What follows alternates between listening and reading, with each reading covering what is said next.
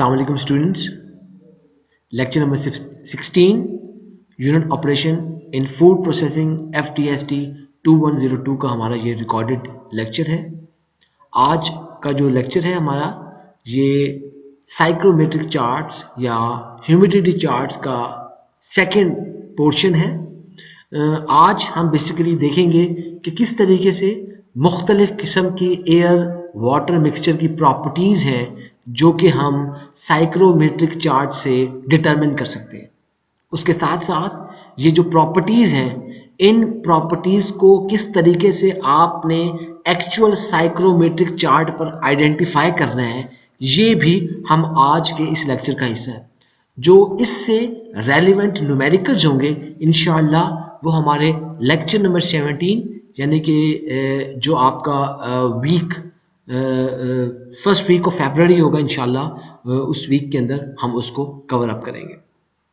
जी, तो स्टार्ट करते हैं। जैसे कि ऑलरेडी हम अपने लेक्चर नंबर 15 में ये देख चुके थे कि साइक्रोमेट्रिक चार्ट्स, पहले उनको साइक्रोमेट्रिक चार्ट्स कहा जाता था, आजकल इनको ह्यूमिडिटी चार्ट्स के नाम से भी याद किया जाता है। तो बेसिकली इन चार्ट्स में हम जो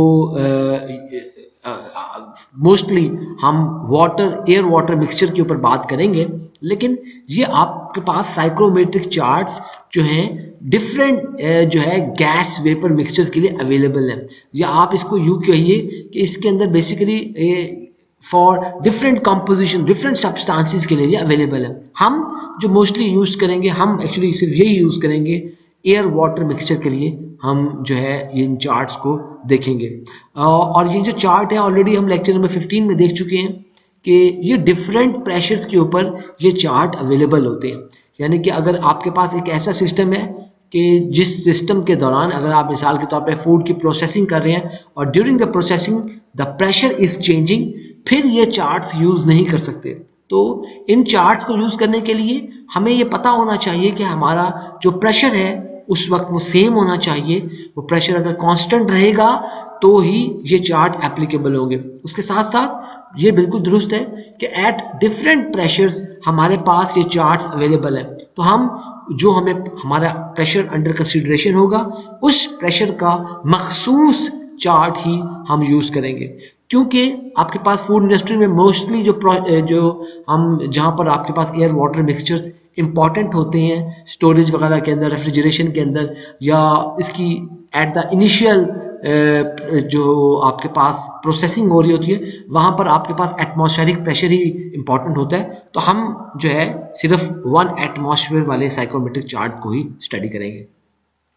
अच्छा, तो इसके अंदर साथ साथ हमारे पास ये जो साइक्रोमेट्रिक चार्ट या ह्यूमिडिटी चार्ट है, इनको हम यूज़ कर सकते हैं। मसलन अगर आपने ह्यूमिडिफिकेशन देखनी हो, ह्यूमिडिफिकेशन क्या है?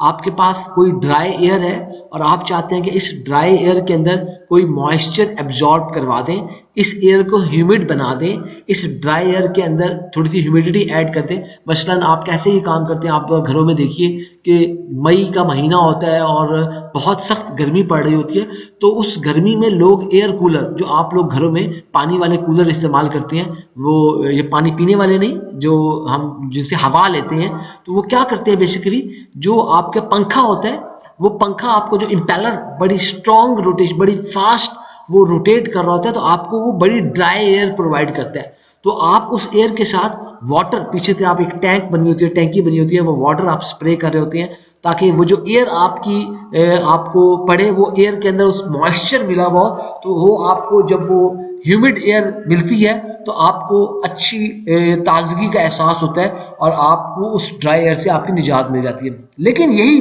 ह्यूमिड एयर जो आप यूज़ कर रहे होते हैं, तो इसी ह्यूमिड एयर को आप अगस्त के महीने में, सितंबर के महीने में यूज़ नहीं कर सकते, क्योंकि उस वक्त यही कूलर आपको हब्स का मौसम जो है होता है और हब्स मज़ीद इजाफा कर देता है, तो आप इसको वहाँ यूज़ नहीं कर सकते। तो इसी तरह हमारे पास ऐसे प्रोसेसेस जहाँ पर ह्यूमिडिफिकेशन हो रही हो या डीह्यूमिडिफिकेशन हो रही हो, आप एयर में से मॉइस्चर को रिमूव कर रहे हो, ड्राइंग कहीं हो रही हो, कहीं आप एयर कंडीशनिंग कर रहे हैं, तो इन तमाम प्रोसेसेस के अंदर हम जो है ह्यूमिडिटी चार्ट्स को यूज़ करते हैं। तो फूड इंडस्ट्री के अंदर अक्सर औकात हमारा जो प्रोडक्ट, जो फाइनल प्रोडक्ट है, वो कहीं ड्राई प्रोडक्ट होगा। मसलन आपके जो बेकरी आइटम्स हैं, काफ़ी सारे जो मुख्तलिफ किस्म की कुकीज़ हैं या आपके पास जो केक्स हैं, उनको आप शुरू में आपके पास कोई डो मौजूद होगी, उस डो को जब आपने बेक कर लिया उसके बाद आप उसको जो ड्राइंग का प्रोसेस है, तो उस ड्राई के अंदर जो है आपको जो एयर होनी चाहिए वो एयर आपकी बिल्कुल ड्राई होनी चाहिए, उसके अंदर मॉइस्चर मौजूद नहीं हो, क्योंकि एक्चुअली वो ड्राई एयर ही फिर यूज करेंगे ताकि आपकी उस डो में से वो जो मॉइस्चर है उसको रिमूव कर ले और वो आपका जो फिनिश्ड प्रोडक्ट है वो अच्छी क्रिस्पीनेस के साथ आप उसको सप्लाई कर सके। अच्छा जी,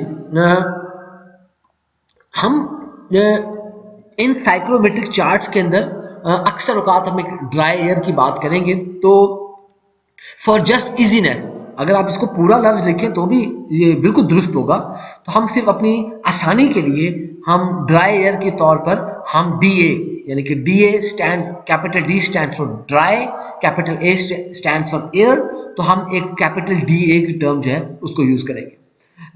देखिए कि हमारे पास जो एयर की मुख्तलिफ प्रॉपर्टीज हो सकती हैं, जैसे कि dry and wet bulb temperatures, उसके साथ साथ मॉइस्चर कंटेंट कि हवा में कितनी नमी मौजूद है, और इसका जो दूसरा नाम है वो एब्सोल्यूट ह्यूमिडिटी या एब्सोल्यूट जो है मॉइस्चर कंटेंट, ये भी हो सकता है। उसके अलावा relative humidity, dew point, enthalpy at saturation, या आप ये कहिए कि एंथैल्पी डेविएशन। तो ये तमाम जो चीजें हैं ये हम साइक्रोमेट्रिक चार्ट्स पर हम रीड आउट कर सकते हैं। अगर देखिए आपके पास इनमें से कोई सी भी दो प्रॉपर्टीज पता हो, अगर आपको इनमें से कोई सी दो प्रॉपर्टीज पता हो, तो आप अपनी बाकी जो प्रॉपर्टीज हैं वो साइक्रोमेट्रिक चार्ट में आसानी से रीड कर सकते हैं।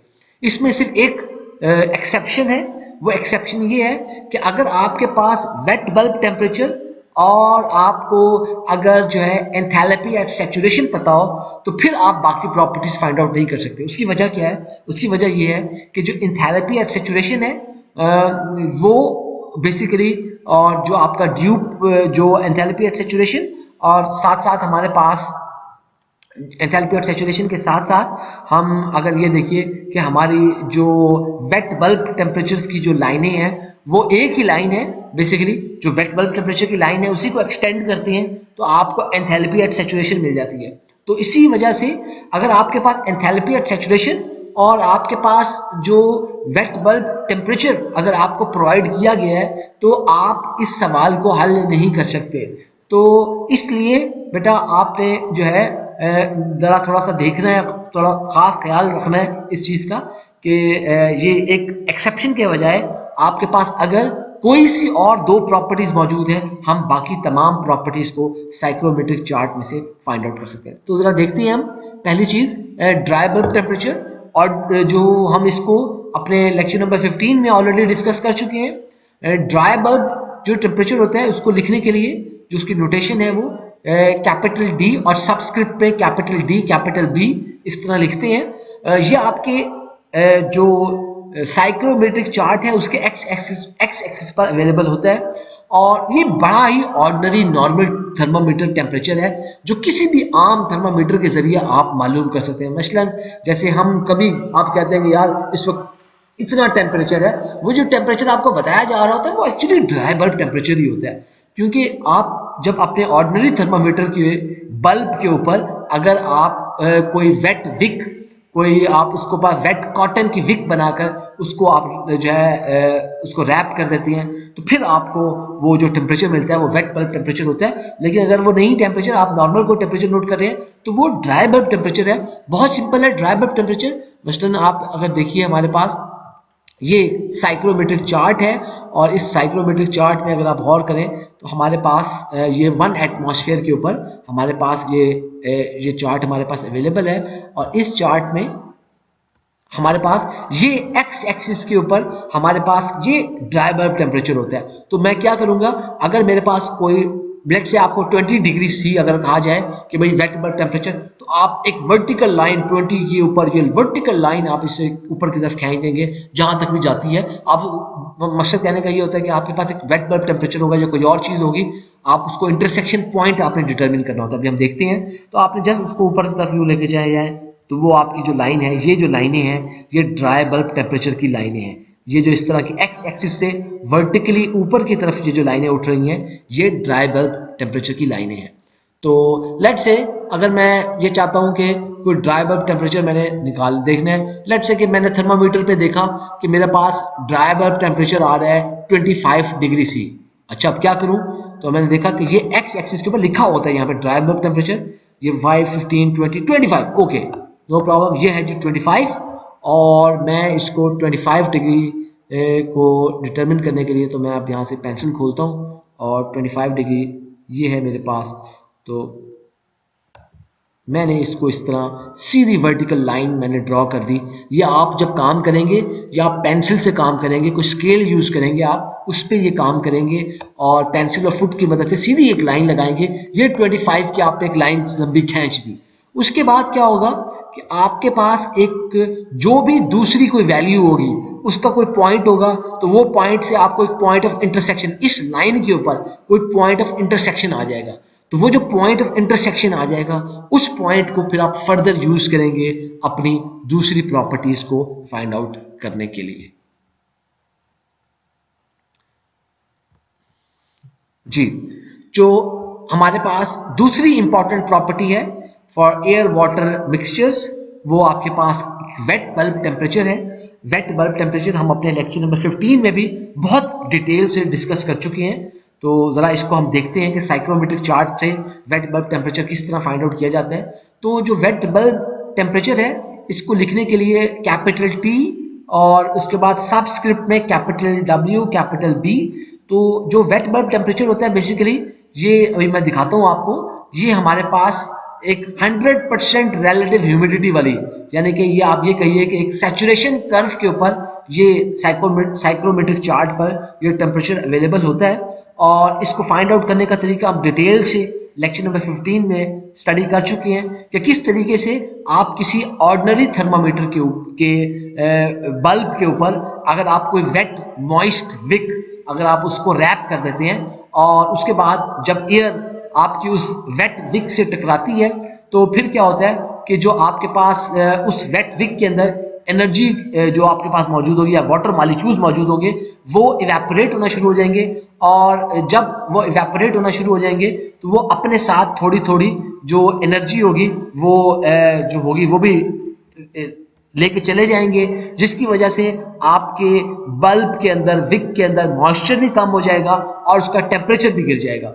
जैसे ही टेम्परेचर गिरेगा, तो बेसिकली हमारे पास उसकी जगह पर आपके पास कोई ड्राई एयर अंदर आती है और आपके पास जो ड्राई एयर है उसको वो हम बेसिकली वेट बल्ब जो टेम्परेचर है उसको फाइंड आउट कर देंगे। तो बेसिकली जो वेट बल्ब टेम्परेचर जब आपके पास आ रहा होगा, तो वेट बल्ब टेम्परेचर के वक्त होता यह है कि आपके पास जो लेटेंट हीट लूज कर रहा होता है आपकी वेट विक, यानी कि जो लेटेंट हीट लूज कर रहा है in the form of water being evaporated from that wick, वो बराबर होती है when the sensible heat flows into the wick. तो एक जो इक्विलिब्रियम अटेन हो जाता है, उस इक्विलिब्रियम को हम वेट बल्ब टेम्परेचर कहते हैं या TWB हम इसको कहते हैं। अच्छा, इसमें एक छोटी सी इंपॉर्टेंट चीज याद रखिएगा कि देखिए कि आपके पास अगर हमारी हवा के अंदर 100% रिलेटिव ह्यूमिडिटी मौजूद हो, आपकी हवा मजीद मॉइस्चर एब्जॉर्ब करने की सलाहियत नहीं रखती, तो उस वक्त ड्राई बल्ब टेम्परेचर और वेट बल्ब टेम्परेचर दोनों सेम होंगे। अगर हमारी एयर जो है वो मजीद मॉइस्चर एब्जॉर्ब करने की सलाहियत नहीं रखती, तो आपका उस वक्त ड्राई बल्ब और वेट बल्ब टेम्परेचर दोनों सेम होंगे। तो जरा हम देखते हैं कि वेट बल्ब कैसे निकालना है। तो ये देखिए जरा, आपके पास वेट बल्ब टेम्परेचर के लिए हमारे पास ये, जैसे मैंने आपको ये आप कर्व्स अगर आप देखिए गौर से, तो आपके पास ये जो कर्व्स नजर आ रही हैं, ये परसेंटेज रिलेटिव ह्यूमिडिटी की कर्व्स हैं। ये 10, 20, 30, तो आपके पास ये 40, 50, 60, 70, 80, 90, और ये जो कर्व है फाइनल इस तरह वाली एंड वाली कर्व, ये आपकी सैचुरेशन कर्व है या आपकी 100% रिलेटिव ह्यूमिडिटी वाली कर्व है। तो उस वक्त क्या होगा, अगर आप यहां पे गौर करें, इस कर्व के ऊपर आपके पास ये डिफरेंट पॉइंट्स दिए हुए हैं, इस कर्व के ऊपर डिफरेंट पॉइंट्स दिए हुए हैं, जैसे 20, 21, 22, 23, 24, 25, 26, 27, 28, 29, 30, ये आपके पास तिरछी इसके ऊपर ये लाइनें लगी हुई है। तो आप जब इस पे देखें तो आप क्या कर सकते हैं कि आप इन वर्टिकल लाइंस को जब ऐसे सॉरी वर्टिकल नहीं, ये जो आपके पास स्लांटेड सी लाइनें हैं, ये आपके पास एक तिरछी लाइनें हैं, ये इन तिरछी लाइनों को जब आप ऐसे बिल्कुल इन लाइनों के ऊपर खींचते हैं तो आपके पास जहां से ऑलरेडी कोई वैल्यू होगी तो ये आपके पास वेट बल्ब टेम्परेचर की ये लाइन हो जाएगी। जरा इसको ड्रॉ करके देखते हैं। मिसाल के तौर पर पहले वही वाला काम कर लेते हैं कि लेट्स से आपके पास कोई ड्राई बल्ब टेम्परेचर था 25 डिग्री सी। मैंने कहा अच्छा भाई ये 25 डिग्री सी है, आपके पास पेंसिल और स्केल की मदद से आपने ये 25 डिग्री सी की लाइन ड्रॉ कर ली। थोड़ा सा इसको सीधा कर लेते हैं। अच्छा जी, ये 25 डिग्री सी पर हमने ड्राई बल्ब टेम्परेचर की हमने लाइन जो है वो ड्रॉ कर ली है। अब हमारा जो वेट बल्ब टेम्परेचर था वो था 15 डिग्री सी। तो मैं क्या करूंगा, जस्ट ये देखें 15 डिग्री सी से मैं इसको 15 डिग्री सी से मैं इसको इस तरीके से, अगर आप ये गौर करें, मैं इसको इस तरह ये लाइन खींच लूंगा तो मेरे पास ये 15 डिग्री सी की लाइन आ गई। अब आपके पास जब ये लाइन खींच दी तो आप देख सकते हैं कि आपके पास ये पॉइंट ऑफ इंटरसेक्शन आ गया। ये आपको जो पॉइंट ऑफ इंटरसेक्शन आ गया, हमने कोई सी दो प्रॉपर्टीज, अभी हमने स्टार्ट में ड्राई बल्ब और वेट बल्ब से लिया है, मोस्टली आपको प्रॉब्लम्स में ड्राई बल्ब और वेट बल्ब दिया होगा, लेकिन और भी कोई चीज प्रोवाइडेड हो सकती है। लेकिन आपने बेसिकली ये point of intersection find out करना है। जब आप ये point of intersection find out कर लेंगे उसके बाद आपकी जिंदगी सहल हो जाएगी और आप बाकी तमाम जो प्रॉपर्टीज हैं वो प्रॉपर्टीज आप इजीली फाइंड आउट कर सकते हैं। चलो ये तो हमने निकाला था, टेम्परेचर आपका 25 डिग्री सी था, और अगर 15 डिग्री सी यानी कि इस अभी जो मैंने आपको काम करके दिखाया उसमें जो ड्राई बल्ब टेम्परेचर था वो 25 डिग्री सी था और वेट बल्ब 15 डिग्री सी था। अगर आपका जो वेट बल्ब हो वो लेट से मैं आपको ये कहता हूं कि नहीं, वेट बल्ब आपका जो है वो जो लेट से 15.4 डिग्री सी है। अब क्या करेंगे आप देखें, क्योंकि यहां पर तो आपके पास 15 है और ये 16 है। अब क्या करेंगे, बड़ा आसान है। देखिए अगर आप गौर करें, यहां से गौर करें, ये आपके पास, मैं थोड़ा सा और इसको बड़ा करता हूं ताकि ये आपको क्लियरली नजर आए। अब देखिए अभी मैंने आपको बताया कि 15.4 था, तो आप गौर करें ये 15 है, जो वेट बल्ब वाली टेम्परेचर है उन्हीं को देखते हुए ये 15 है, ये 16 है, और ये आपके पास यहाँ पे 15.2 है, ये 15.4 है। मैं एक लाइन यहाँ से 15.4 से सीधी एक लाइन खींच के, यहाँ से 15.4 से मैं एक सीधी लाइन खींचता हूँ। मुझे थोड़ा सा एक मिनट, इसको टेढ़ी हो सकती है, इसको मैं थोड़ा सा इस तरह करता हूँ। अब ठीक है, 15.4 से मैं सीधी एक लाइन, ये 15 देखिए 15.2, 15.4, 15.6, 15.8, 16, ये 15.4 से एक सीधी लाइन, ये मैं इस तरह 15.4 से एक सीधी लाइन मैंने ऐसे खींची और मेरे पास ये मैंने, उसने आपकी जो सैचुरेशन कर्व है, जो 100% रिलेटिव ह्यूमिडिटी वाली कर्व थी, जहां से आपको वेट बल्ब टेम्परेचर मिलता था, उस तक आप इसको आपने एक्सटेंड कर दिया। आप देख सकते हैं किस तरीके से आपने इसको एक्सटेंड किया है, जो है अपने वेट बल्ब से आपने, आपके पास ड्राई बल्ब था 25 डिग्री सी, वो आपने नोट कर लिया था। उसके बाद आपके पास अब वेट बल्ब मैंने 15.4 दिया, तो आप अब वो वेट बल्ब वाली ड्राई बल्ब टेम्परेचर वाली लाइन से आपने एक वर्टिकल लाइन खींची और वो पॉइंट आ गया। ये आपको पता लग गया कि ये 15.4 जो डिग्री सी है, बेसिकली ये आपके पास 15.4 डिग्री सी अब एक वेट बल्ब टेम्परेचर आपके पास आ गया। अब ये देखिए, अब मसला आ गया भाई, मसला गौर करें क्या आ गया कि आपके पास जो लाइनें लगी हुई हैं वो लाइनें ऐसी लगी हुई हैं कि आपके पास एक तो इस तरह की वर्टिकल लाइन लगी हुई है और एक इस तरह की वर्टिकल लाइन लगी हुई है। अब कैसे करें, कोई मसला नहीं है, आपके पास पेंसिल और फुट मौजूद होगा। आपने पेंसिल और फुट की मदद से इस तरह ये टेढ़ी लाइन खींचनी है जैसे वो आपकी लाइन बिल्कुल उनके दरमियान में हो। दरमियान से मुराद ये है कि वो बिल्कुल सीधी हो लाइन। अगर आप देखें बिल्कुल इसी तरह, आप अगर आपने आप ऐसी एक लाइन खींची है, तो मैं क्या करता हूँ, मैं एक लाइन ऐसे खींच लेता हूँ और उसको फिर उस तक ले जाऊंगा। ज़रा देखिएगा आप, मैं क्या करता हूँ, मैंने एक ऐसी ये लाइन खींच ली है। तो मैं क्या कर रहा हूँ, आपने इसी तरह इसको पेंसिल और फ्रूट की मदद से एक आपने ऐसी लाइन खींचनी है, तो ये बिल्कुल सीधी लाइन होगी। आप अगर आप गौर करें तो आपके पास ये जो लाइन थी, मैंने लाइन खींचकर इसको बिल्कुल सीधी, इसको इस तरीके से मैंने इसको लाइन खींचा है कि आपकी, अब ये देखें, जो ये है एक्चुअल हमारी वेट बल्ब की लाइन। ये जो लाइन है अगर आप गौर करें, ये 16 डिग्री सी की लाइन है, और ये जो लाइन है ये आपकी 15 डिग्री सी की लाइन है। ये 16 डिग्री सी की लाइन है, ये 15 डिग्री सी की लाइन है।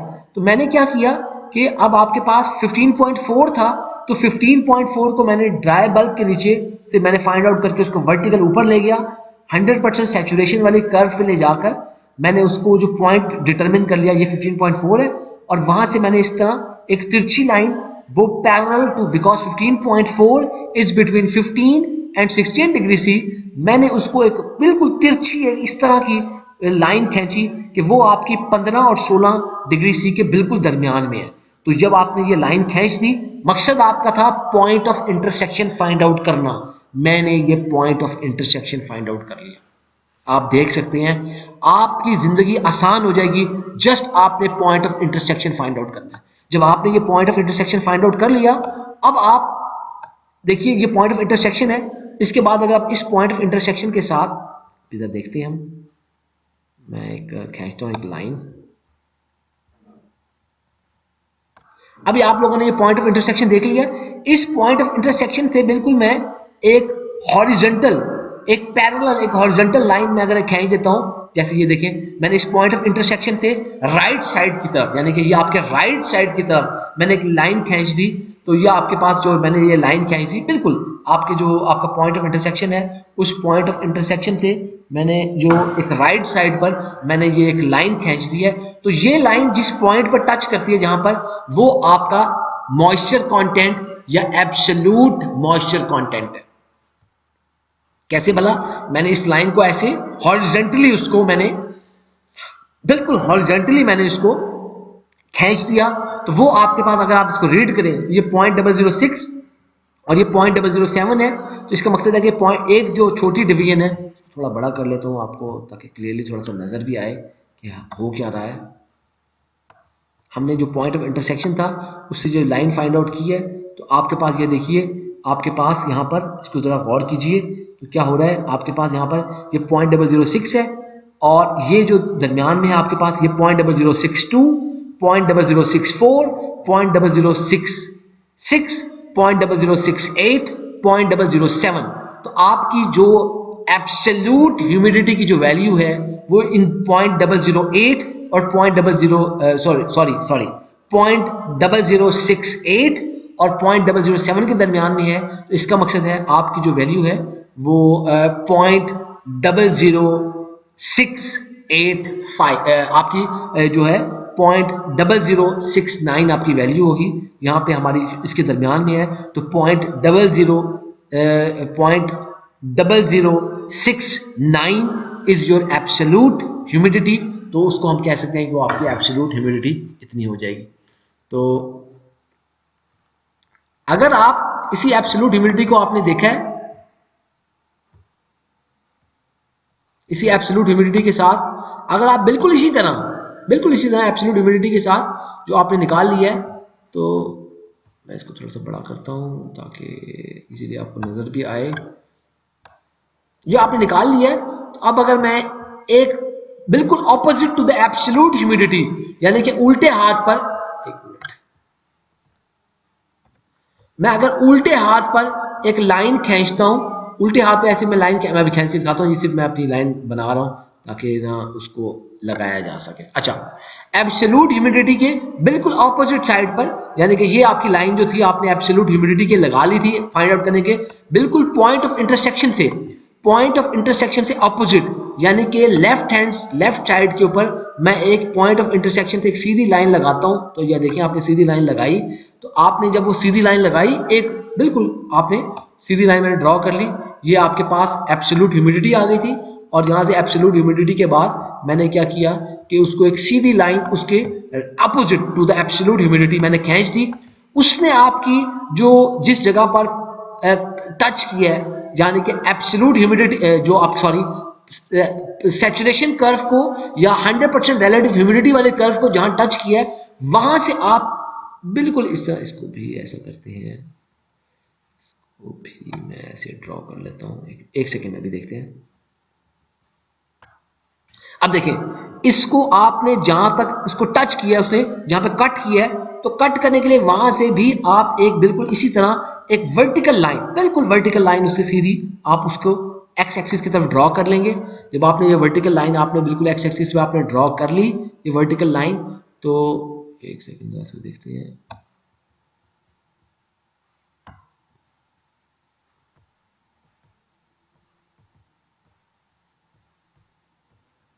तो ये आपने वर्टिकल लाइन जो आपने ड्रॉ की है, ये वर्टिकल लाइन ड्रॉ की, तो अब आप ये वर्टिकल लाइन ड्रॉ करने के बाद आप जरा गौर करें, आपके पास यहां है 5, 6, 7, 8 और उसके बाद ये देखिए, थोड़ा और बड़ा करते हैं,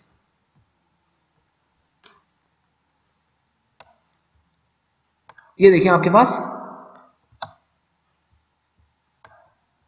5, 6, 7, 8 और ये 9 और ये 10 है। तो ये जो 8 है 8.2, 0.4, 0.6, इसका मतलब है कि आपका जो वेट बल्ब सॉरी आपका जो ड्यू पॉइंट है, the dew point for this system is 8.6 degree C. तो इसका मकसद कहने का ये है कि अगर आपने जो परसेंटेज ह्यूमिडिटी से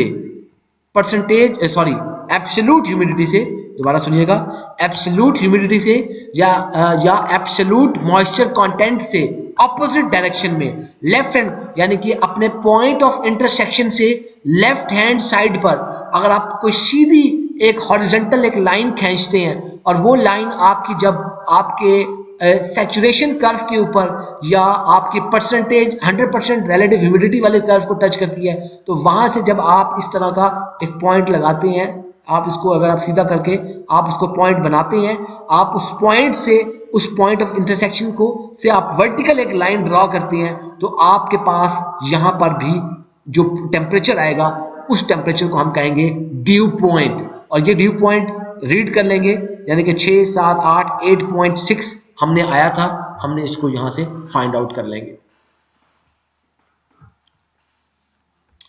तो जरा थ्योरी की तरफ आते हैं। अभी आपने चार्ट को देखा बेटा, this lecture is very very important. आप इस वीडियो को एक दफा देखें, 2 दफा देखें, 3 दफा देखें। साइक्रोमेट्रिक चार्ट मैंने आपके LMS पर, आपके ocw.kfueit.edu.pk पर मैंने उसको जो है आप लोगों को दे दिया है। आप उस साइक्रोमेट्रिक चार्ट को डाउनलोड कीजिए, उसको प्रिंट आउट करके उसकी फोटो कॉपियां करवा लें, 8-10 कॉपियां करवा के उनको प्रैक्टिस कीजिए। जब तक आप इसकी प्रैक्टिस नहीं करेंगे बेटा, आप इसको बिल्कुल ही सॉल्व नहीं कर पाएंगे। तो इसलिए ये बहुत इंपॉर्टेंट है, आप इसको देखिए, इसको बहुत गौर से इसको कीजिए, क्योंकि इसके बगैर, आप किए बगैर जो है ये आपके लिए बड़ा जो है इसकी understanding for your professional life, इसकी understanding for the examination point of view is extremely important. So I urge you to please go through these lecture notes, to go through this video again and again, ताकि आप इसको जो है सही तरह cover up कर सकें, सही तरह अंडरस्टैंड कर सकें। फिर उसके बाद आप लाइव सेशन में को पार्टिसिपेट कीजिए, ताकि लाइव सेशन में हम मजीद इसकी को लाइव प्रैक्टिसिंग करेंगे, ताकि आप इसके मास्टर हो जाए। अच्छा जी, तो जो मॉइस्चर कंटेंट है, जिसको जो है दूसरा जिसका नाम जो है उसको हम एब्सोल्यूट ह्यूमिडिटी भी कहते हैं, तो उसको लिखने का तरीका कैपिटल H और सबस्क्रिप्ट में स्मॉल a।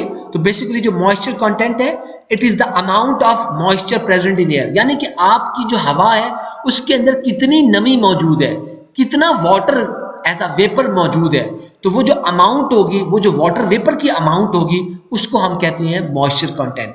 तो जैसे ऑलरेडी मैं बता चुका हूं कि इसका एक दूसरा नाम एब्सोल्यूट ह्यूमिडिटी भी है, और इसके साथ साथ इसका एक और नाम स्पेसिफिक ह्यूमिडिटी भी है। तो अगर आपको सवाल में ये कहा जाए कि कैलकुलेट द स्पेसिफिक ह्यूमिडिटी, आप कहें ओह ये कहां से फाइंड आउट करनी है, तो you should know the synonyms, और ताकि आपको जो है उसमें परेशानी ना आए। इसके जो यूनिट्स होते हैं, इसके यूनिट्स किलोग्राम ऑफ वाटर पर किलोग्राम ड्राई एयर, इसके यूनिट्स मौजूद होती हैं। तो जो अभी हमने देखा है कि जो मॉइस्चर कंटेंट है वो किस तरीके से आपके वाई एक्सिस पर अवेलेबल होती है। इसको जरा देख भी लेते हैं दोबारा कि हमारे पास ये देखिए, जैसे अभी आपने देखा था कि ये आपके पास जो पॉइंट ऑफ, फर्स्ट कह रहे हैं आपके पास यहाँ पर इस लाइन पर एक पॉइंट ऑफ इंटरसेक्शन आ गया, तो पॉइंट ऑफ इंटरसेक्शन को आप जब हॉरिजॉन्टली आप उसको वाई एक्सिस की तरफ एक्सटेंड कर देते हैं, तो after extending it towards the Y axis you get absolute humidity, you get moisture content, you get specific humidity, आपके पास ये एक वैल्यू आ जाएगी। तो अभी हमने इसको यहाँ पर प्रैक्टिस करके इसको ड्रॉ भी किया हमने किस तरीके से, यानी कि इस केस में जब आपके पास dry bulb temperature 25 degree C था, वेट बल्ब टेम्परेचर आपका 15.4 डिग्री सी था, और उस वक्त आपके पास जो एब्सोल्यूट ह्यूमिडिटी या आपका जो मॉइस्चर कंटेंट या आपकी जो स्पेसिफिक ह्यूमिडिटी थी, this value was 0.0069 kilogram of water पर किलोग्राम ड्राई एयर। तो हमने इसको यहाँ से फाइंड आउट कर लिया। तो आप देख सकते हैं किस तरीके से आप एब्सोल्यूट ह्यूमिडिटी को या मॉइस्चर कंटेंट को फाइंड आउट कर लेते हैं।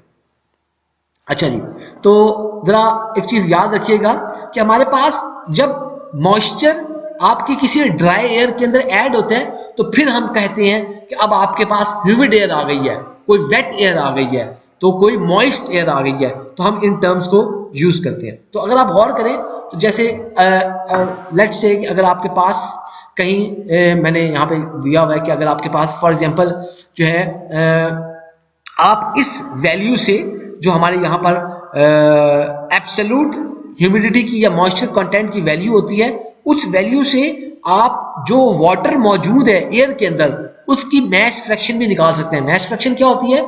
मैस फ्रैक्शन होती है mess of one component divided by total mass of all the components. यानी कि अगर आपके पास दो कंपोनेंट या तीन कंपोनेंट एक सिस्टम में मौजूद है, तो mass, individual mass of one component divided by total mass will give you the mass fraction of that individual component।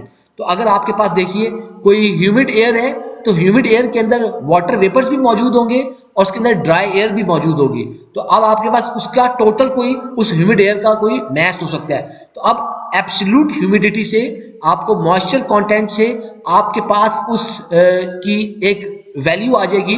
तो वो जो वैल्यू को अगर आप उस टोटल एयर के मैस पे डिवाइड कर देंगे, तो आप उससे वाटर का मैस फ्रैक्शन को भी फाइंड आउट कर सकते हैं। तो देखिए, अगर हमारी एब्सोल्यूट ह्यूमिडिटी या मॉइस्चर कंटेंट की जो वैल्यू है वो 0.0015 kilogram water per KG dryer हो, तो इस बात का मतलब ये है कि आपके 1 केजी ड्रायर के साथ 0.0015 केजी वाटर वेपर्स मौजूद होंगे। जब आप इस ग्राफ से मिसाल के तौर पे हमने जब यहाँ पर ये देखा, हमने यहाँ देखा था अभी निकाली है 0.0069, तो हमारी एब्सोल्यूट ह्यूमिडिटी की वैल्यू आई है। इसका मतलब ये है कि जब आपके पास 1 केजी ड्राई एयर होगी एट दीज टेम्परेचर्स, तो उस वक्त आपके पास जो मॉइस्चर उसके अंदर मौजूद होगा वो मॉइस्चर 0.0069 केजी वो मॉइस्चर मौजूद होगा। इस गुफ्तगू का ये मतलब है। तो इसका मतलब ये है, तो आपके पास देखिए 1 केजी ड्रायर के साथ आपके पास 0.015 केजी मॉइस्चर मौजूद है।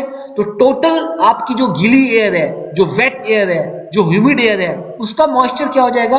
वो 1 KG from the dry air plus 0.015 KG water, वो हो जाएगा 1.015 केजी।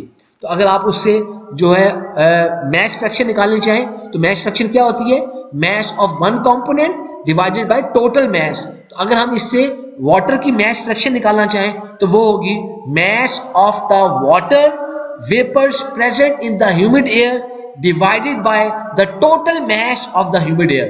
तो आपके पास अब टोटल मैस ह्यूमिड एयर का कितना आया है? वो 1.015 केजी आया। तो mass of water present in the humid air वो था 0.015 केजी। तो 0.015 KG divided by 1.015 kg humid air, this value gives you the mass fraction of water which is 0.0148 kilograms of water per KG humid air. तो हमने इस तरीके से mess fraction निकाल लिया। अच्छा, क्योंकि नॉर्मली हम मैस फ्रैक्शन में यूनिट्स नहीं लिखते, लेकिन क्योंकि यहाँ पर दो डिफरेंट चीजें थी तो इस वजह से मैंने इसको ऐसे लिख दिया। तो एक्चुअली मैस फ्रैक्शन क्योंकि रेशो होती है उसके यूनिट्स होते नहीं है यहाँ पर, लेकिन मैंने आपको kilograms of water per kg of humid air की टर्म्स में मैंने एब्सोल्यूट ह्यूमिडिटी और मॉइस्चर या एब्सोल्यूट ह्यूमिडिटी या मॉइस्चर कंटेंट या स्पेसिफिक ह्यूमिडिटी को यूज करते हुए किस तरीके से आप mass fraction of water vapours which are present in your humid air उसको कैसे फाइंड आउट करते हैं, ये हमने इसको यहां से देख लिया।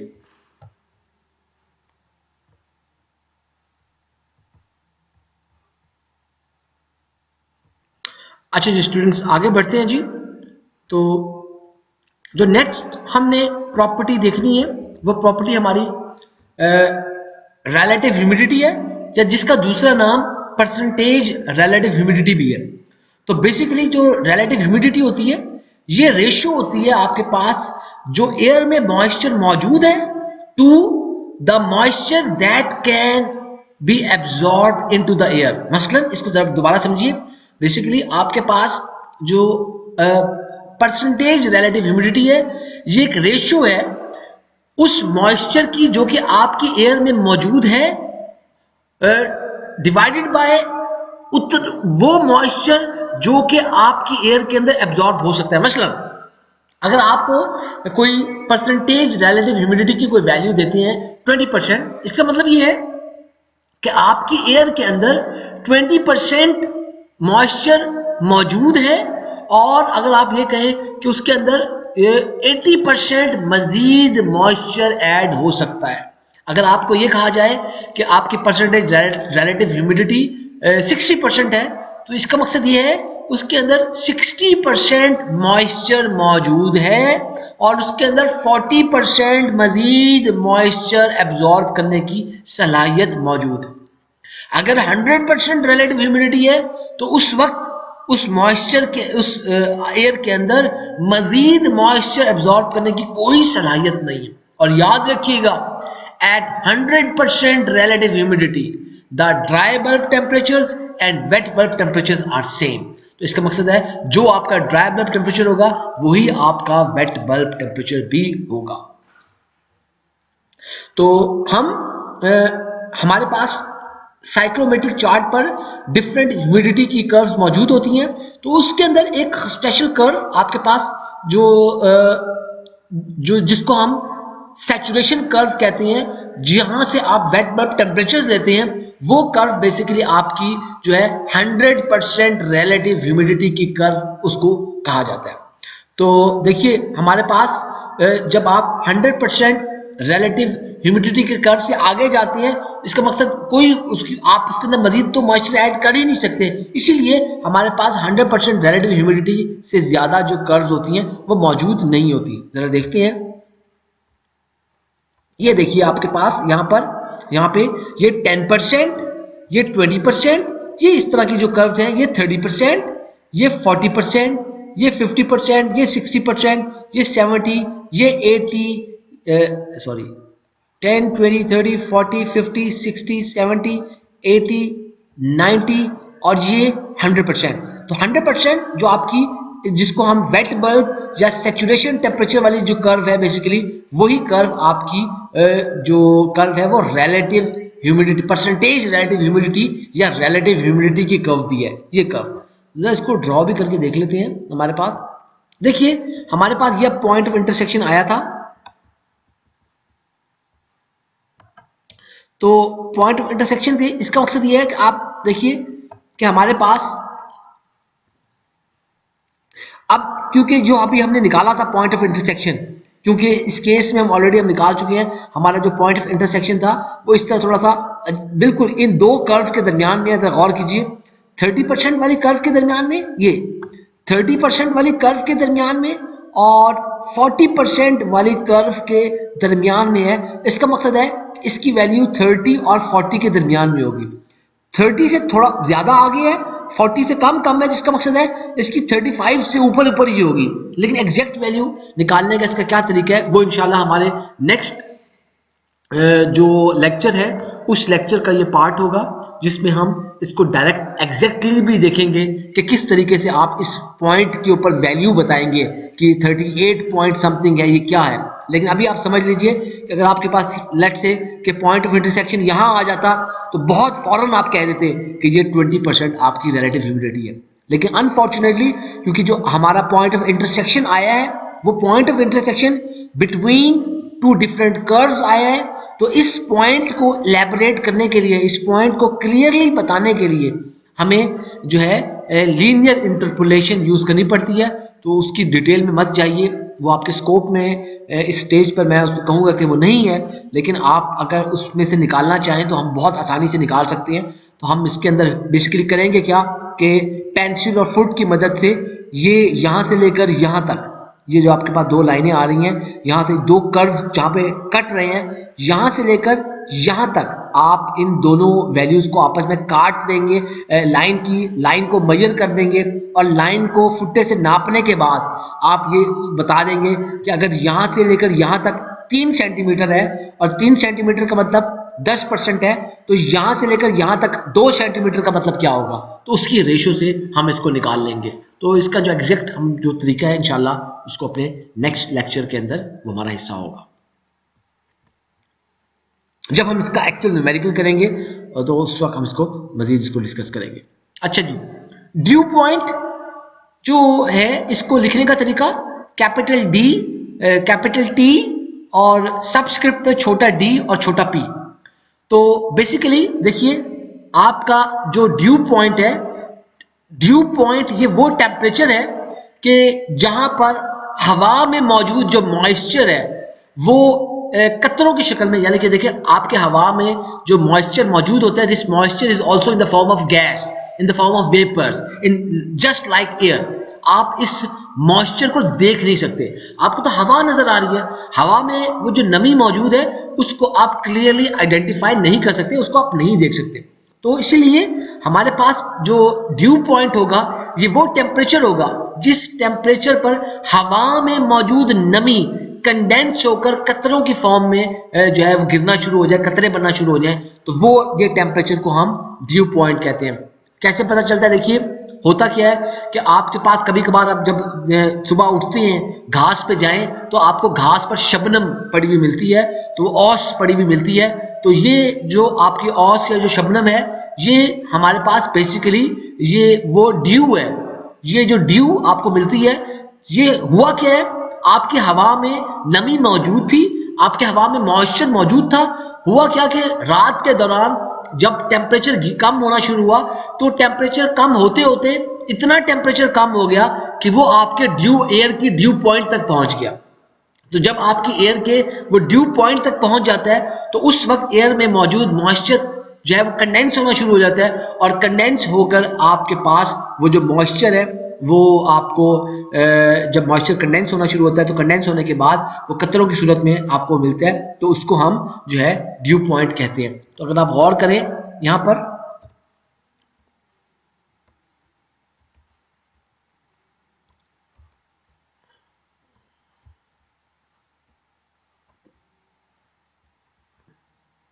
अगर आप गौर करें तो क्या होगा कि आपके पास जब आपके पास यहां से जो पॉइंट ऑफ, फर्ज करें ये पॉइंट ऑफ इंटरसेक्शन आ गया, तो opposite to the line which you have drawn for calculating absolute humidity, आपने एब्सोल्यूट ह्यूमिडिटी के बिल्कुल अपोजिट एक सीधी हॉरिजॉन्टल लाइन खींच देनी है। तो वो जब आपकी 100% सैचुरेशन वाली कर्व को टच करेगी उससे आप उसको वर्टिकली नीचे उसको जो है मेजर कर लेंगे, आपके पास ड्यू पॉइंट आ जाएगा। ड्यू पॉइंट अभी हम ऑलरेडी मेजर कर चुके हैं, देखें ड्यू पॉइंट ऑलरेडी हमने इस ग्राफ में मेजर किया है। किस तरह मेजर किया कि ये आपका पॉइंट ऑफ इंटरसेक्शन आया था और इस पॉइंट ऑफ इंटरसेक्शन के यानी कि ये जो पॉइंट ऑफ इंटरसेक्शन था और एब्सोल्यूट ह्यूमिडिटी के ऑपोजिट इस पॉइंट ऑफ इंटरसेक्शन से आगे की तरफ आपने इसको 100% सैचुरेशन या 100% रिलेटिव ह्यूमिडिटी तक आपने इसको पकड़ के नीचे वर्टिकली आपने जब इसको खींच दिया तो आपके पास यहाँ से एक्स एक्सिस से ही आपके पास, क्योंकि यहाँ से अगर आपके पास एग्जैक्टली ऊपर आ जाए, लेट से देखो अगर ये लाइन यहाँ पर टच करती तो मुझे नीचे ना देखना पड़ता, मैं इसको यहीं से बता देता कि ये आपका जो टेम्परेचर है वो जो है आपका टेम्परेचर वो 9 डिग्री सी है। लेकिन क्योंकि ये उनके दरमियान में है इसलिए आप रीड करना मुश्किल होता है, तो आप इसको वहां से सीधा ही वर्टिकली जब इसको नीचे ड्रॉ करेंगे तो वर्टिकली ड्रॉ करने के बाद आपके पास यहाँ से ड्यू पॉइंट आ जाएगा। और ये जो ड्यू पॉइंट है तो ड्यू पॉइंट बेसिकली आपके पास जो है वो यहाँ पर 8.6 हमने अभी निकाला था। तो इस ड्यू पॉइंट में जो इंपॉर्टेंट बात है वो क्या है, ये आपका एक्चुअल पॉइंट ऑफ इंटरसेक्शन है, ये एयर की एक्चुअल कंडीशन है। रात होने के बाद क्या होगा, आपकी air at constant pressure slowly slowly वो कूल डाउन हो रही है, स्लोली स्लोली कूल डाउन हो रही है। तो जब आपकी एयर कूल डाउन हो रही है तो कूल डाउन होने की वजह से एयर की आपकी जो रिलेटिव ह्यूमिडिटी है वो बढ़ रही है। अगर आप कभी अखबारों वगैरह में देखिए रात के वक्त, अगर आप मॉइस्चर कभी गूगल पे आप इजीली चेक कर सकते हैं, सुबह के वक्त या दोपहर के वक्त आपकी हवा में मॉइस्चर कंटेंट बहुत कम होता है। रात जैसे जैसे दिन बढ़ता है, रात शाम के बाद आपकी हवा में जो परसेंटेज रिलेटिव ह्यूमिडिटी है वो बढ़नी शुरू हो जाती है। तो ये आपका पॉइंट ऑफ इंटरसेक्शन था, और ये पॉइंट ऑफ इंटरसेक्शन रात हुई, और रात का जैसे जैसे खुनकी बढ़ रही है, रात की ठंडक बढ़ती जा रही है, तो रात की ठंडक के बढ़ने के साथ साथ प्रेशर आपका कांस्टेंट है। At constant pressure your air is becoming cooler cooler much cooler. Air जैसे जैसे ठंडी होती जा रही है तो ठंडी होने के साथ साथ एयर में मौजूद मॉइस्चर कंडेंस हो रहा है, और एयर के अंदर जो मॉइस्चर है वो कंडेंस होने की वजह से उसके अंदर जो आपके पास जो उसकी एयर की परसेंटेज रिलेटिव ह्यूमिडिटी बढ़ती जा रही है। जब ये परसेंटेज रिलेटिव ह्यूमिडिटी 100% को अचीव करती है, उस वक्त उस एयर में से जो मॉइस्चर है वो कंडेंस होकर कतरों की सूरत में, शबनम की सूरत में, औस की सूरत में, ड्यू की सूरत में वो गिरना शुरू हो जाता है, और आपको सुबह घास पे औस मिलती है। तो ये कहीं फजर के वक्त कहीं जाकर ये 3-4 बजे के वक्त जाके ये कहीं काम होगा ऐसा, और आपके पास यहाँ पर ये ड्यू पॉइंट जो टेम्परेचर है, due point is also the temperature, लेकिन ये वो टेम्परेचर है जिस टेम्परेचर पर हवा में मौजूद मॉइस्चर कंडेंस होना शुरू हो जाए, उसको हम ड्यू पॉइंट कहते हैं। तो अभी आप लोगों ने देख लिया, बहुत इजी है, सिर्फ आपने पॉइंट ऑफ इंटरसेक्शन, दो कोई सी भी आपको वैल्यूज दी गई हो उसकी मदद से आपने पॉइंट ऑफ इंटरसेक्शन निकाल लिया। तो पॉइंट ऑफ इंटरसेक्शन निकालने के बाद आपने बहुत आसानी के साथ बहुत जो है उसको आप बाकी तमाम वैल्यूज, फुट चाहिए होगा, पेंसिल चाहिए होगा, थोड़ा सा आपको ख्याल से इसको कि सीधी लाइन ड्रॉ करें और आप उसको ये इजीली उससे ये काम कर सकते हैं। तो हमारे पास ये देखिए कि जब हम ये काम करते हैं इसमें एक चीज इंपॉर्टेंट है, वो ये कि अगर देखिए आपके पास अभी आप लोगों ने देखा था कि हमने ड्राई बल्ब टेम्परेचर हमें पता था, हमें जो है एब्सोल्यूट ह्यूमिडिटी हमें पता थी, तो हमने उस जस्ट एब्सोल्यूट ह्यूमिडिटी के ऑपोजिट हमने हॉरिजॉन्टली जो है उसको मूव किया, तो हमारे पास जो है बेसिकली जो ड्यू पॉइंट था उसकी वैल्यू आ गई। अच्छा जी, ड्यू पॉइंट के बाद जो नेक्स्ट हम चीज देखना चाहेंगे वो है humid volume.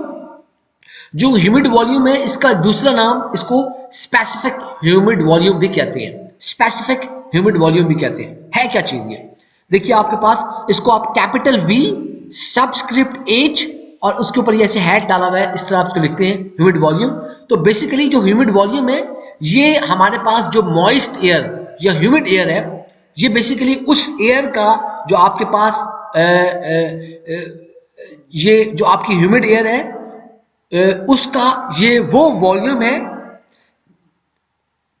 That refers to that corresponds to per unit kg of dry air. यानी कि आप इसको यूं समझिए कि आपके पास जिस तरह जो एयर आपके पास मौजूद है, हमारे इर्द गिर्द की हवा मौजूद है, और आपको पता है आप उस हवा की मदद से dry bulb wait bulb temperature note करके आप उसके अंदर से एब्सोल्यूट ह्यूमिडिटी फाइंड आउट कर सकते हैं। आपको पता लग गया कि ये आपके एब्सोल्यूट ह्यूमिडिटी वाली एयर है, तो जिसके अंदर जो एब्सोल्यूट ह्यूमिडिटी की कोई वैल्यू होगी, तो बेसिकली अब अगर आप इस एब्सोल्यूट ह्यूमिडिटी की वैल्यूज की मदद से आप अगर ये देखें कि ये जो आपके पास ये जो ह्यूमिड एयर थी, जो आप जिसके अंदर आपके पास dry air plus water vapours मौजूद थे, अगर ये 1 kg के हिसाब से बनी हुई है तो उस वक्त उस एयर का कितना वॉल्यूम होगा उसको हम ये कहेंगे कि आपके पास ये स्पेसिफिक ह्यूमिड वॉल्यूम या ह्यूमिड वॉल्यूम है। तो आप ये कह सकते हैं कि आपके पास जो ह्यूमिड वॉल्यूम है ये वो वॉल्यूम है, या स्पेसिफिक ह्यूमिड वॉल्यूम ये वो वॉल्यूम है जो कि आपकी 1 kg dry air plus water vapours which are present inside it, वो जो एयर ऑक्यूपाई करती है उसको हम स्पेसिफिक ह्यूमिड वॉल्यूम या ह्यूमिड वॉल्यूम कहते हैं। मसलन देखते हैं जरा, ये देखिए आपके पास ये जो नेगेटिव स्लोप्स वाली लाइनें लगी हुई हैं, इसमें थोड़े क्लियर नहीं है, मैं आपको एक्चुअली हाँ यहाँ ये देखिए, ये जो आप टेढ़ी आपको लाइनें नजर आ रही हैं, ये देखिए ये तिरछी आपको लाइन नजर आ रही है, ये वाली, ये लाइन, ये तिरछी लाइनें, ये लाइन, ये लाइन। इसी तरह आप इसमें देखें आपके पास यहाँ से ये लाइन आपको नजर आ रही है, ये नेगेटिव स्लोप्स वाली बिल्कुल टेढ़ी लाइनें नजर आ रही हैं। तो ये जो लाइनें हैं हमारे पास, इनको हम कहते हैं ये स्पेसिफिक ह्यूमिड वॉल्यूम की लाइन है। ये लाइन आपके पास स्पेसिफिक ह्यूमिड वॉल्यूम की लाइन है। इसका जो यूनिट है क्यूबिक मीटर पर किलोग्राम पर ड्राई एयर। जरा एक्चुअल ग्राफ में देखते हैं। मसलन देखिए आपके पास यहां पर, थोड़ा मैं इसको वाज़िया करता हूं ताकि आपको देखने में थोड़ी आसानी आए।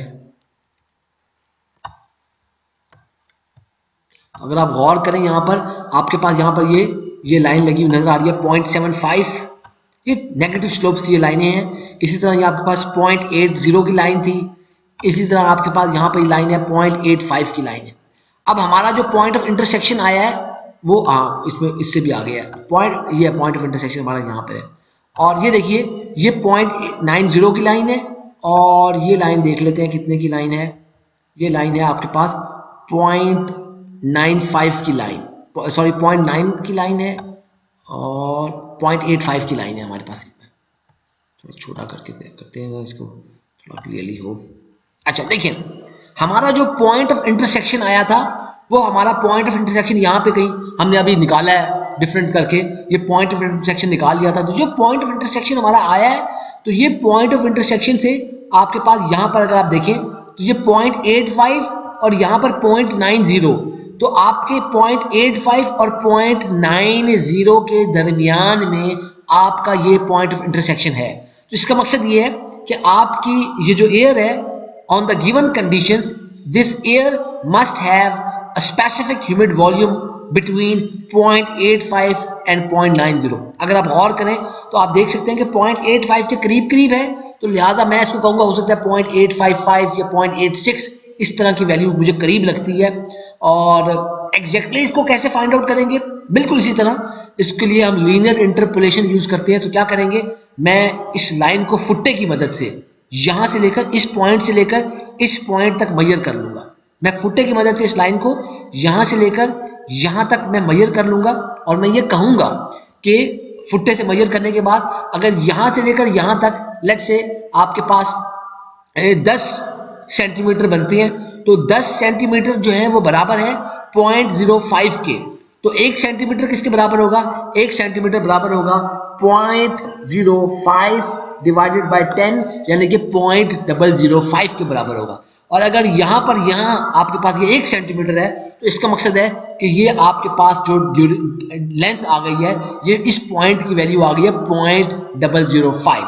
अब यहाँ पर 0.85 है, तो 0.85 में 0.005 आपने ऐड कर दिया, तो आपके पास इसका मतलब है आ गया कि 0.85 प्लस 0.005, इसको आपने कह दिया कि दिस पॉइंट इज 0.855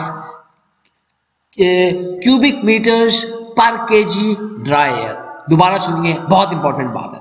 किस तरीके से कि इसका एक्चुअल न्यूमेरिकल हम अपने नेक्स्ट लेक्चर में इंशाल्लाह करेंगे, उसमें आपको ये मजीद चीज़ भी क्लियर होगी। लेकिन आप इसको प्रैक्टिस खुद से कीजिए, इसको देखिए कि वीडियो को रिवाइंड करके बार बार इसको देखिए, सुनिए, ताकि आपको इसको समझ आए। जरा दोबारा सुनिएगा।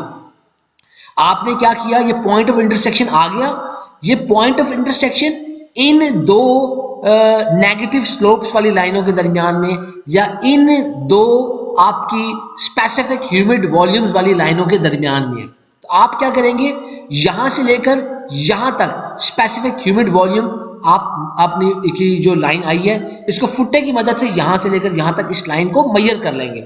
जैसे मैंने आपको बताया, फर्ज किया अगर आपके पास ये लेंथ 10 सेंटीमीटर है, यहां से लेकर यहां तक जो लेंथ है वो 10 सेंटीमीटर है। इसका मतलब ये है कि 10 सेंटीमीटर के लिए आपका जो स्पेसिफिक ह्यूमिड वॉल्यूम होगा वो देखिए 0.85 और 0.90 के दरमियान में है, तो डिफरेंस उसका ले लेते हैं, तो वो आपका 0.05 के लिए होगा, यानी कि 10 सेंटीमीटर इज इक्वल टू 0.05। तो अगर आप यहां से लेकर यहां तक की लाइन मेजर कर लें तो आपको पता लग गया कि 10 सेंटीमीटर के लिए जो डिस्टेंस है वो लेट्स से यहां से लेकर यहां तक 10 सेंटीमीटर के लिए जो डिस्टेंस है वो डिस्टेंस बनता है 0.005। तो आपके लिए 1 सेंटीमीटर के लिए कितना बनेगा 0.05 डिवाइडेड बाय 10, तो वो आपके पास 0.05 डिवाइडेड बाय 10 वो 0.005 हो गया। और अगर यहां से लेकर यहां तक 2 सेंटीमीटर लाइन बनती है तो 0.005 मल्टीप्लाई बाय 2 ये आपके पास 0.01 आ जाएगा। और आप 0.01 यहां से आप आगे की तरफ बढ़ रहे हैं तो यहां 0.85 plus 0.01 is equal to 0.86. That means your air has 0.86 specific humid volume. इससे रेलेवेंट न्यूमेरिकल हम इंशाल्लाह अपने नेक्स्ट लेक्चर के अंदर करेंगे और लाइव सेशन भी अभी आएगा। तो लेकिन बेटा इसकी प्लीज प्रैक्टिस कीजिए। This concept is very important, this concept is quite difficult to grasp, this concept is very important not only for your professional life but also for your examination. तो आप इसको जरा गौर से देखिए, इसको समझिए, इसको रिवाइज कीजिए, ये बहुत इंपॉर्टेंट है। तो हमारे पास फर्ज करें ये जो मैंने आपको बात बताई थी ये स्पेसिफिक ह्यूमिड वॉल्यूम था। आप इसी तरह एक और चीज होती है टोटल वॉल्यूम। देखिए जब जब आप लफ्ज स्पेसिफिक सुनते हैं तो स्पेसिफिक ह्यूमिड वॉल्यूम का मतलब ये होता है कि आपकी वो जो एयर मौजूद है वो एयर हम किसी पर केजी के हिसाब से, जैसे आपने सुना होगा स्पेसिफिक हीट कैपेसिटी, तो स्पेसिफिक हीट कैपेसिटी का मतलब ये होता है कि आप जो बात कर रहे हैं वो बात आप उसकी जो है वो पर केजी के हिसाब से बात कर रहे हैं। तो इसी तरह जब जब लफ्ज स्पेसिफिक आएगा उसका मतलब यह है कि आप पर केजी के हिसाब से बात कर रहे हैं। हो सकता है कि आपने टोटल एयर कहीं प्रोवाइड की है 150 केजी, तो आप इस ग्राफ की मदद से आप जो वैल्यू फाइंड आउट करेंगे वो आपने स्पेसिफिक ह्यूमिड वॉल्यूम की मदद फाइंड आउट कर ली। तो अब हम 150 केजी के लिए ये वैल्यू हम आगे निकाल भी सकते हैं। मसलन देखिए, तो इसको जरा करते भी हैं, थोड़ा सा करके देख लेते हैं।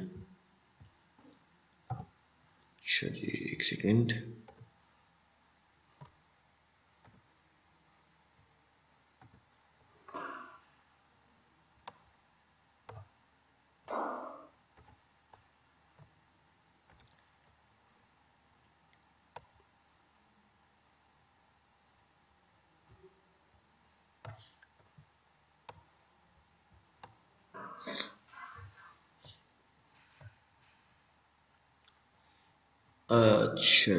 अच्छा जी। अच्छा अब देखते हैं, लेट्स से कि आपके पास अगर 30 डिग्री सी है और 30% रिलेटिव ह्यूमिडिटी है, तो जरा देखते हैं 30 डिग्री सी पे 30% relative humidity what kind of role it plays. तो ये देखिए आपके पास यहां से मैं 30 डिग्री सी से dry bulb temperature of 30 degree C से मैंने इसको एक लाइन खींच दी।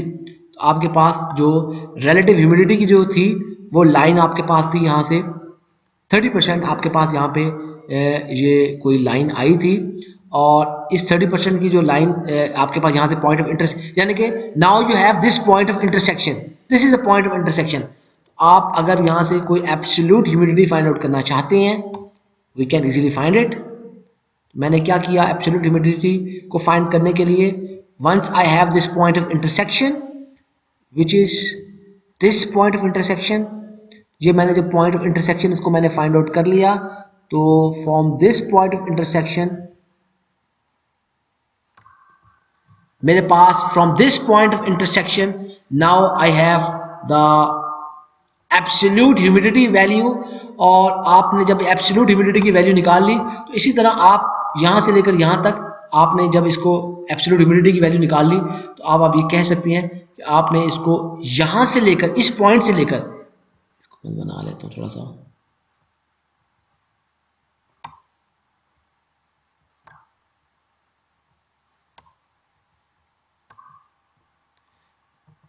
ये देखें, आपने इस पॉइंट से लेकर और आपने इस पॉइंट तक आपने डिस्टेंस मेजर कर लिया, और डिस्टेंस वगैरह मेजर करने के बाद आपने जब फाइंड आउट किया तो ये जो पॉइंट ऑफ इंटरसेक्शन था, इस पॉइंट ऑफ इंटरसेक्शन पर आपके जो स्पेसिफिक ह्यूमिड वॉल्यूम की जो वैल्यू थी वो 0.87 cubic metre per kg dry air हमारे पास वैल्यू आई। और एब्सोल्यूट ह्यूमिडिटी भी हमने इसमें देख सकते थे, यहाँ पर एब्सोल्यूट ह्यूमिडिटी हमने ये देखिए 0.008 kilogram of water per kg dry air हमारे पास आ गई। तो ये दोनों चीजें जब हमारे पास आ गई हैं तो आप इसकी मदद से जो है वो टोटल वॉल्यूम मालूम करेंगे। जब आपके पास टोटल एयर आपके पास 150 केजी होगी, तो आपको पता है कि इसको जब मालूम करने के लिए हम इस कॉन्सेप्ट, ये एक फॉर्मूला है, इस फॉर्मूले में बेसिकली हम जब यूज करेंगे तो जो टोटल वॉल्यूम होगा वो टोटल वॉल्यूम बराबर होगा specific humid volume multiply by total mass, यानी कि total volume is equal to specific humid volume multiply by total mass. ये एक कन्वर्जन का यूनिट, हम इसको एज अ कन्वर्जन यूज कर रहे हैं। तो आपने टोटल आपके पास mass of humid air 150 kg था, स्पेसिफिक ह्यूमिड एयर जो थी वो का जो वॉल्यूम था वो 0.87 cubic metre per kg dry air था। ये जो कन्वर्जन है आपको पता है, ये आपने एब्सोल्यूट ह्यूमिडिटी वाला डाटा यूज किया है कि we know that for 1 kg of the humid air हमें वो मालूम था। देखिए कि आपके पास वो जो एब्सोल्यूट ह्यूमिडिटी से आपको जो चीज इंफॉर्मेशन आई थी उससे आप यूज करते हुए आपको पता है कि जो एब्सोल्यूट ह्यूमिडिटी आपके पास आई थी वो ह्यूमिडिटी थी 0.008 kg of water per kg dry air. तो ये हमारे पास ये वैल्यू आई थी।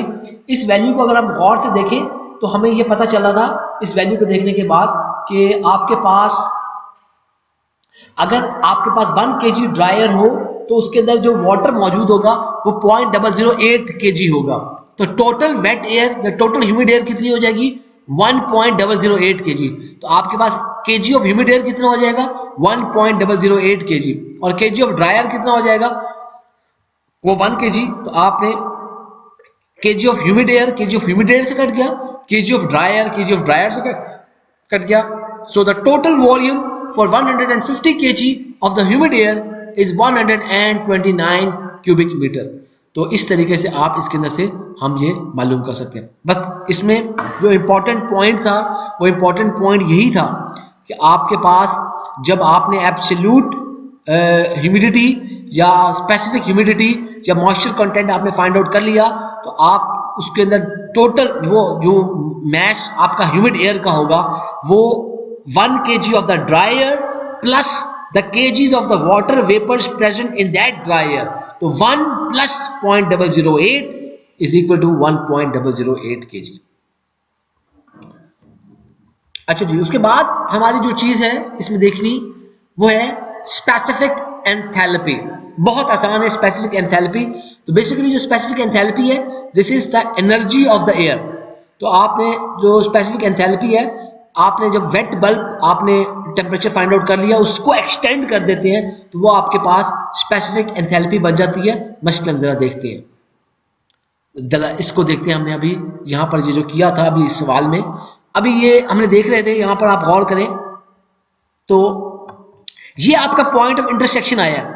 तो इस पॉइंट ऑफ इंटरसेक्शन से अगर आप यहाँ पर गौर करें तो आपके पास इस पॉइंट ऑफ इंटरसेक्शन से ये कर्व मिल रही है। तो अगर आप इसको यहाँ से इसको वेट बल्ब टेम्परेचर वाली लाइन से आप इसको मिलाते हैं तो आपके पास यहां पर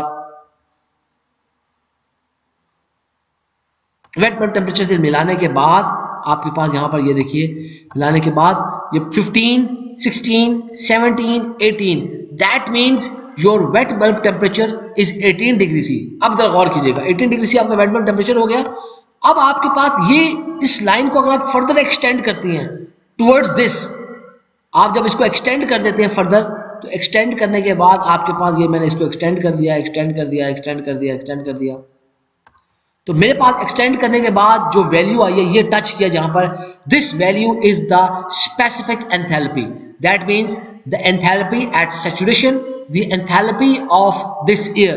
तो आपके पास वो जो एयर के अंदर जो एनर्जी मौजूद है आपने उसको फाइंड आउट कर लिया। तो अगर आप यहां देखिए ये 50 और ये आपके पास इसी तरह ये 51 है, 52, 53, 54, तो हमारे पास 51 kg पर 51 किलो जाउल पर kg dry air, this is the specific enthalpy of this air. हमने उसको इस तरह फाइंड आउट कर लिया। तो स्पेसिफिक जो एंथैल्पी है बेसिकली ये आपकी सैचुरेटेड एयर की जो एनर्जी मौजूद है, जो एयर के पास बिकॉज ऑफ इट्स टेम्परेचर, जो एयर है उसकी because of the molecular motion of the air and water vapours, we have some energy, this energy is the specific enthalpy. तो इसके अंदर आप लोगों ने सिर्फ उसका तरीका क्या है, तरीका उसका यही है कि हमारे पास स्पेसिफिक एंथैल्पी को जब आप फाइंड आउट करेंगे, जो वेट बल्ब टेम्परेचर वाली जो लाइन थी उसको आपने एक्सटेंड कर देना है टूवर्ड्स, उसको दोबारा देखिए, वेट बल्ब टेम्परेचर वाली लाइन को, जो आपने वेट बल्ब टेम्परेचर निकाल लिया उसको फर्दर पीछे की तरफ एक्सटेंड कर देना है, हत्ता कि आप स्केल पे टच कर दें। जब आप स्केल को टच कर देंगे तो you will get this enthalpy at saturation.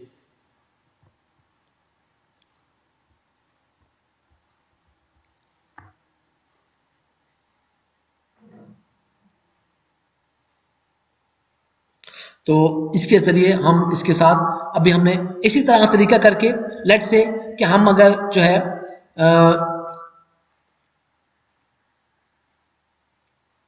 अगर 25 डिग्री सी पर अगर हम जो है हमने 0.020 kg ऑफ वाटर पर kg ड्रायर हमने कुछ निकाली थी, और उस वक्त हमारे पास जो स्पेसिफिक एंथैल्पी की कोई वैल्यू है वो 76.5 किलो जूल पर kg ड्रायर निकली थी।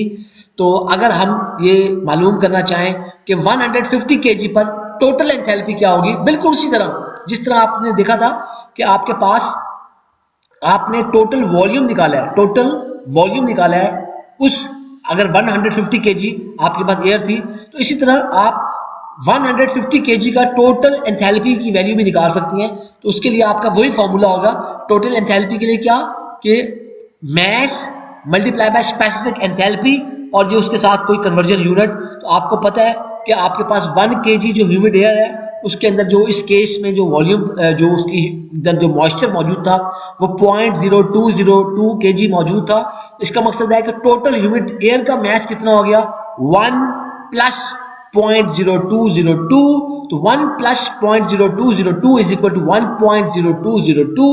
तो आपने इसको इस तरह यूज कर लिया कि total mass 150 kg humid air and 1 kg and 1.020 kg of humid air is relevant to 1 kg dry air, और आपने उसको मल्टीप्लाई कर दिया specific humid volume specific enthalpy की वैल्यू के साथ, kg ड्रायर के साथ कट गया, kg ह्यूमिड एयर से कट गया।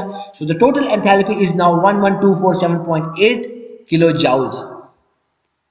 तो उसके अंदर आप इस तरीके से जो एब्सोल्यूट जो ह्यूमिडिटी है उसकी वैल्यू को आप इस तरह फाइंड आउट कर सकते हैं, और आपने जो है उस वैल्यू को आपने फाइंड आउट कर लिया। तो लास्ट इसके अंदर जो हमारे पास चीज रह जाएगी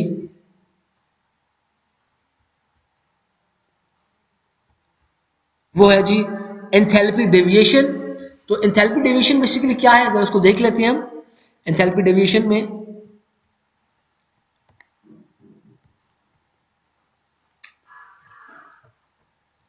जरा जी कमिंग बैक हियर, जरा गौर कीजिएगा। यहां पर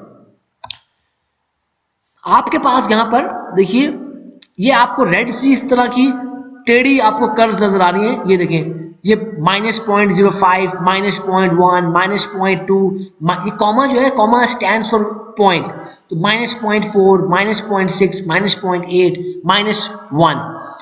अब आपका जो पॉइंट ऑफ इंटरसेक्शन है वो बेसिकली -0.2 और -0.4 के दरमियान में है। अगर आप क्या करें, अगर आप यहां से कोई लाइन मेजर करें या आप लाइन ड्रॉ कर लें इसको इस तरह, तो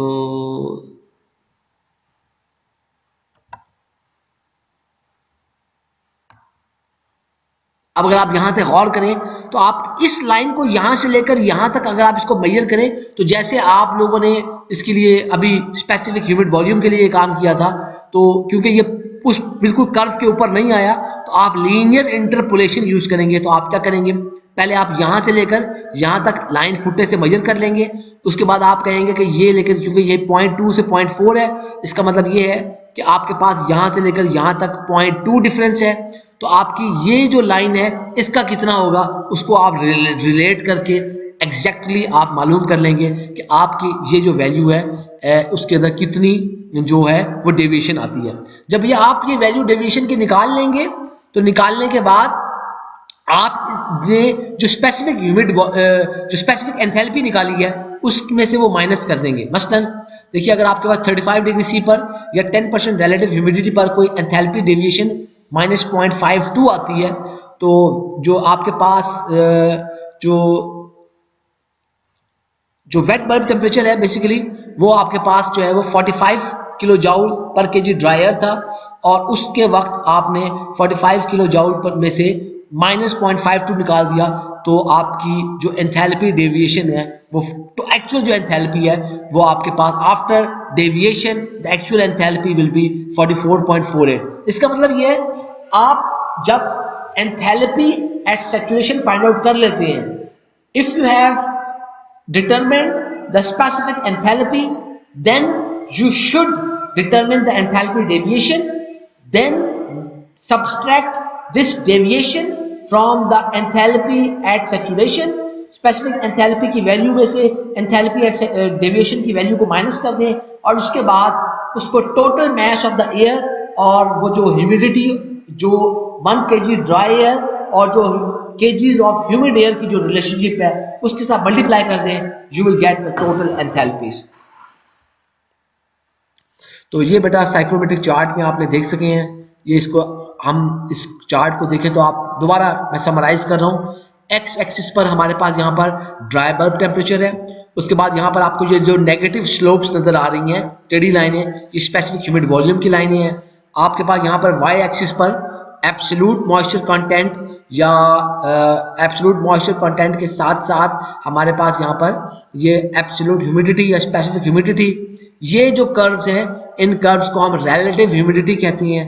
और उसके साथ साथ ये जो कर्व है ये आपकी वेट बल्ब या सैचुरेशन टेम्परेचर की कर्व है। अगर आपके पास कभी देखिए आपको इस तरह कहा जाता है कि saturation temperature of 25 degree C, saturation temperature का मतलब है वेट बल्ब टेम्परेचर, याद रखिएगा।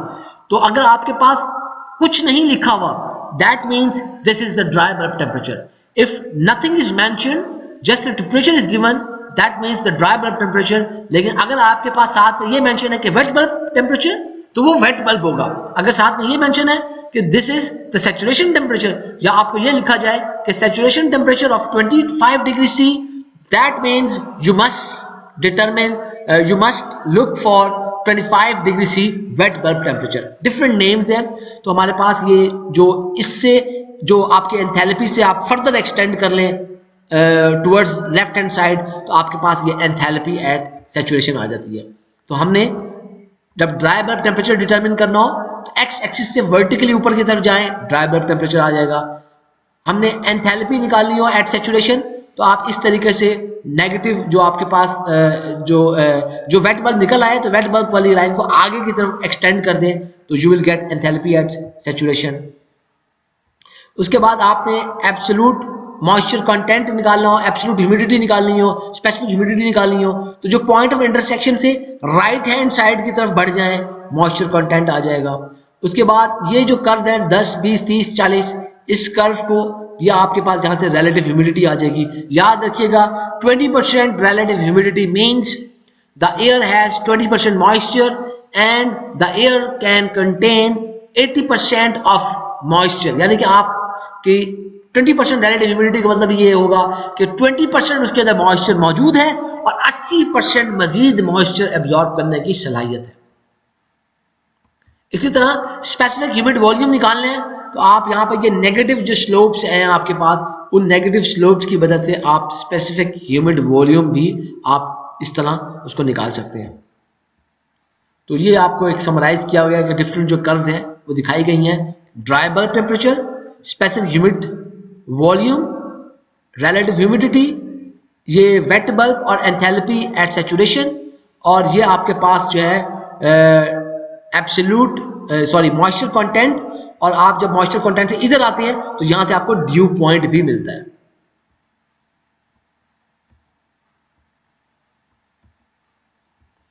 So this was our lecture number 16, unit operation in food processing, FTST 2102. This lecture is very important. Please go through this video. Please go through these lecture notes which are already available on your LMS and ocw.kfueit.edu.pk. This lecture is very important not only for your professional life but also for the examination.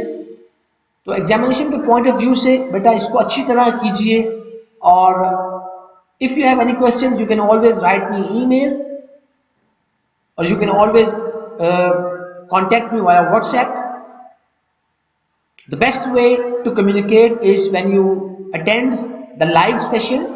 Our live sessions are conducted every Wednesday at 11 AM.